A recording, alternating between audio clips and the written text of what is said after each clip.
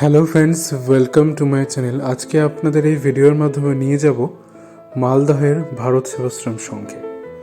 বর্তমানে আমি রয়েছি মালদার ভারত সেবাশ্রম সংঘের প্রবেশদ্বারের ঠিক বাইরে। দেখতেই পাচ্ছেন লেখা রয়েছে সৌভিক তরুণ। এটাই হচ্ছে প্রবেশদ্বার ভারত সেবাশ্রম সংঘের। বাইরে থেকে প্রবেশদ্বারের জায়গাটা আপনাদের ভালোভাবে শেয়ার করে সোজা চলে যাব ভারত সেবাশ্রম সংঘের ভিতরে। চলে এলাম একদম ভিতরে ঢুকেই কিছু বসার জায়গা দেওয়া রয়েছে, কিছু বিজ্ঞপ্তি দেওয়া রয়েছে, যেগুলো শেয়ার করলাম এই ছোট্ট একটা ভিডিওর মাধ্যমে। ভারত সেবাশ্রম সংঘের ব্রাঞ্চ সব জায়গাতেই রয়েছে, সেরকমই আমাদের মালদহেও রয়েছে ভারত সেবাশ্রম সংঘ। আমাদের এই ভারত সেবাশ্রম সংঘে বাসন্তী পূজা খুব ধুমধাম করে হয় এবং তাকে ঘিরে বসে মেলা। তো আমরা রয়েছি বর্তমানে ভারত সেবাশ্রম সংঘে এবং শেয়ার করার চেষ্টা করছি সম্পূর্ণ ভারত সেবাশ্রম সংঘের একটা ঝলক এই ছোট্ট একটা ভিডিওর মাধ্যমে। রয়েছে বিরাট বড় মাঠ এবং সাইডে শ্রাদ্ধের কাজ বা বাৎসরিকের কাজ করার জন্যও কিন্তু জায়গা রয়েছে। এবং আমার ডান দিকে রয়েছে যে মূল মন্দির রয়েছে ভারত সেবাশ্রম সংঘে, সেই মন্দির, এবং মন্দিরের পাশেই রয়েছে কিন্তু অফিস ঘর। তো বর্তমানে আপনারা দেখছেন আমি দাঁড়িয়ে রয়েছি মূল মন্দিরের ঠিক সামনে। দেখতেই পাচ্ছেন দরজার পাশে রয়েছে দুটো সিংহ এবং এখানেই কিন্তু শ্রী শ্রী গুরু মন্দির মানে প্রণমানন্দজির মূর্তি রয়েছে এই মন্দিরেই। আমার সাথে থাকুন এবং দেখতে থাকুন মালদা থেকে ভারত সেবাশ্রম সংঘ। ভিডিওটা ভালো লাগলে লাইক কমেন্ট শেয়ার করবেন। চ্যানেল প্রথমবার এসে থাকলে একটা সাবস্ক্রাইব করে সাপোর্টে থাকবেন। চলে এলাম মূল মন্দিরের একদম ভেতরে। শেয়ার করার চেষ্টা করছি সম্পূর্ণ মূল মন্দিরটি। তো সবার প্রথমে আমরা দর্শন করব শ্রী শ্রী গুরুর মন্দির, যেটি হচ্ছে স্বয়ং প্রণমানন্দ মহারাজের মন্দির।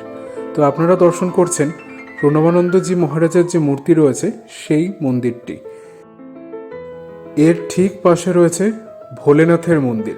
তো সেটাও কিন্তু শেয়ার করছি এই ভিডিওর মাধ্যমে। দেখতেই পাচ্ছেন অসাধারণ সুন্দর একটা শিব ঠাকুরের মূর্তি রয়েছে একদম প্রণমানন্দজি মহারাজের মন্দিরের ঠিক পাশে। এবং এখানেই কিন্তু খুব ধুমধাম করে বাসন্তী পূজা সেলিব্রেট করা হয় প্রত্যেক বছর। বহু ভক্তের সমাগম হয় কিন্তু সেই সময়।